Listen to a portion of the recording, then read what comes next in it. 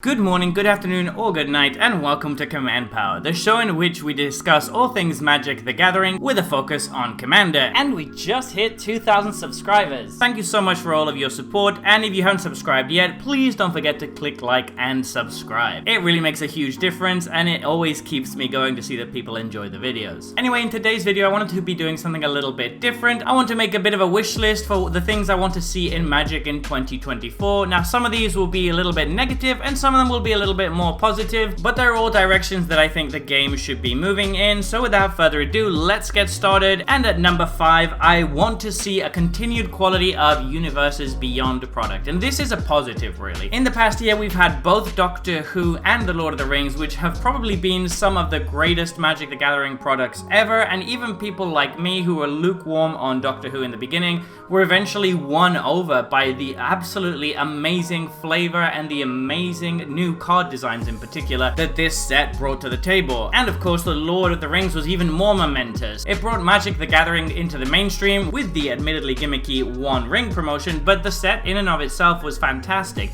Lots of great designs, lots of flavorful cards, and lots of ways connecting Magic to the broader fantasy genre, which I think is fantastic and a great direction for the game to go in. There is a risk, of course, that they do it too much and eventually dilute the Magic IP a little bit, but I think we're still pretty far from that. And judging by the first few cards we've seen from Fallout, which I have no investment in because I've never really played the games, it looks like they're going to absolutely hit it out of the park. I particularly love some of the new Commander designs. Mr. House, President and CEO in particular, has me very excited to build a dice rolling deck, but in general, I just think that they've been doing so well with all of these Universes Beyond releases, and I really hope they can keep it up and don't drop the ball. One thing I will say is that I wish they would be a little bit more bold in regular sets as well, seeing as the designs in Universes Beyond have been pushing the envelope a little bit more, and I do think some people prefer actual Magic IP cards, so it would be nice for them to get those amazing designs without having to use cards outside of Magic IP. Moving on to number 4, this is something that I've been feeling a little bit lately, and that is that I want some less narrow commanders. And let me explain what I mean by that. So my initial philosophy when it came to Commander was that I loved very out of the box and weird commanders that do something completely different from any commander that's ever been done before. I still absolutely enjoy that. Something like the Celestial Toymaker from the new Doctor Who Secret Lair looks absolutely amazing because it's a build around that we've never really had, but I'm also starting to get a little bit tired of having cards that absolutely pigeonhole you and basically tell you exactly what you need to do. I think that detracts from deck building, and it does make for decks that look very, very similar from one another and are very easily optimized. Not only that, but it also drives up prices of specific cards, because if a new commander gets released that's popular, that focuses around a very niche strategy, all of those old niche cards that didn't have a home and suddenly do are going to spike up in price, and they often have fewer printings than newer cards. So this does kind of lead to people scrambling to get those copies, which drives prices up for everyone. So I want them to think about this and sometimes print commanders that are more similar to things we've seen in the past. So for example, my Teysa Envoy of Ghosts deck, which is focused around a commander that was printed before Commander had really taken off, is a classic example of that. It's a commander that doesn't really have a clear build around, so whatever you do with it is up to you, and it's going to mean that every deck built around it is going to look very different. I want a bit more of that. Commanders that can stand on their own without actually having to have a deck entirely built around them, and where you can have a bit of a more flexible build around and create something that's more uniquely yours and self-expressive.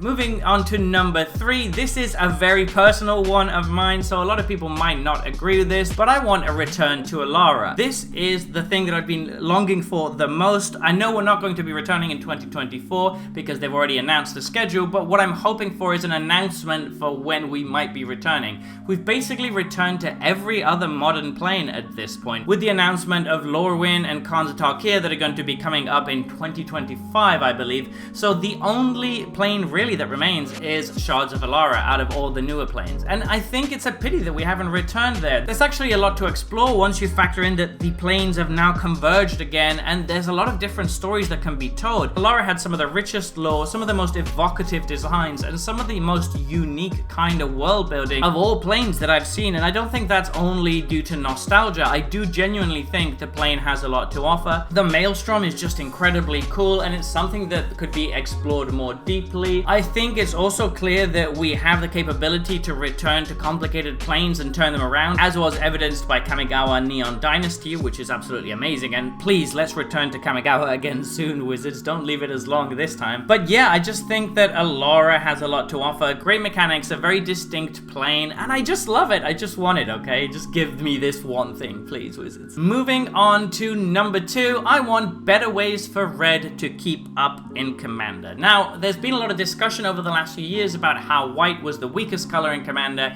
and how it couldn't keep up with other colors, but that's kind of mostly been addressed. White has got tons of card draw these days. Barely a set drops without 3 or 4 major ways for white to repeatedly draw cards. Red still isn't quite there. We just don't get unconditional card draw in red. There's almost always a discard clause attached or an impulse draw attached. That's fine. I understand it's part of red's mechanic identity, even though a lot of other colors seem to have less issue just straight up drawing cards. I can accept red having alternative card draw. What I have more trouble with is the fact that most of red's main mechanics just don't work that well in Commander, and it kind of pigeonholes red decks into very specific kind of decks, such as damage based decks or instant and sorcery based decks, or just all out aggro decks. These can be fun, but it would be nice to branch out a little bit, and the reason the mechanics don't work is quite clear, because when you have board wipes that are always based around damage, then you're going to have trouble dealing with bigger creatures, and these days in Commander, creatures get very, very big, which means sometimes even stuff like Blasphemous Act isn't going to get you out of trouble, whereas every other color except green has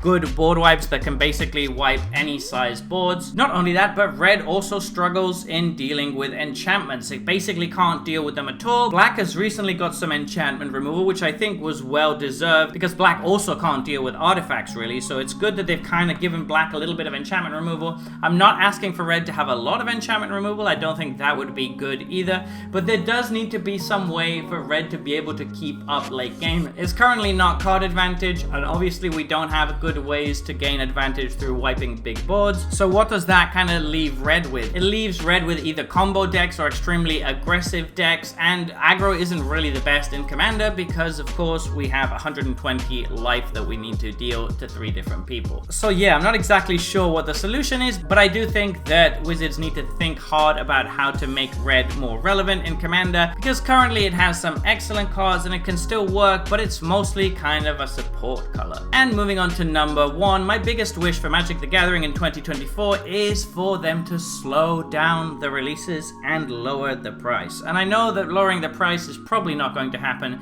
so let's focus on the fewer releases side.